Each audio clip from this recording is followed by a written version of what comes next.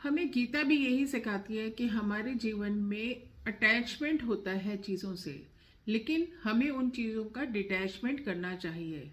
गीता का भी यही संदेश है। दान का अर्थ किसी चीज़ का संग्रह ना करना, इसीलिए दान का बहुत महत्व बताया गया है।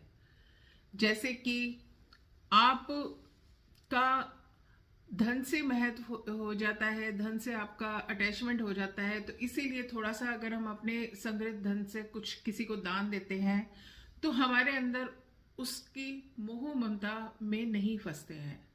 आप तिल का दान, गुड़ का दान, अपने खाने की चीजों का दान देते हैं तो उससे आपका आपका डिटैचमेंट दिखाता है। ये आप उससे जुड़े नहीं हुए हैं और आपके जीवन के में भी खुद भी मिठास आएगी।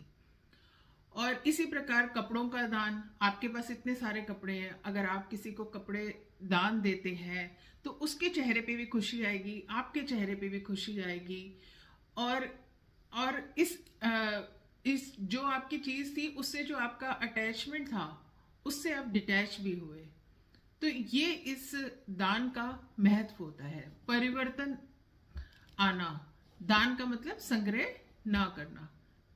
आने का जो हाथ होता है हमेशा ऊपर की तरफ होता है और लेने वाले हाथ का हाथ हमेशा नीचे होता है।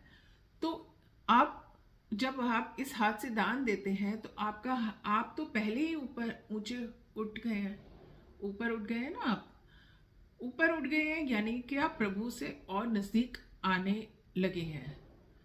तो आपने आज के दिन दो तरह के संकल्प करें। एक तो अपनी कोई भी हैबिट जो आपको लगता है कि आप में यह विकार है, आपको इसको छोड़ना चाहिए, तो आज अपने अंदर परिवर्तन लाने के लिए आप उससे डिटैच हुए, आप उसको छोड़ें।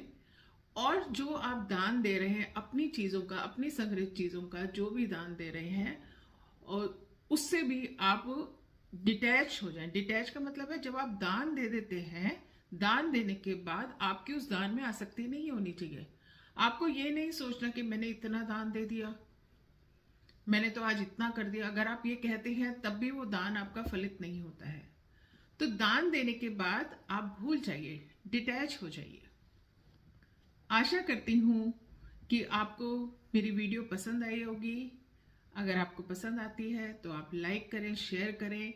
और आप सबको एक बार फिर से मैं मकर संक्रांति की बहुत बहुत शुभकामनाएं देती हूँ। आपका जीवन में मंगलमय हो, सुखमय हो और सुख समृद्धि से आपका घर भरा रहे। धन्यवाद।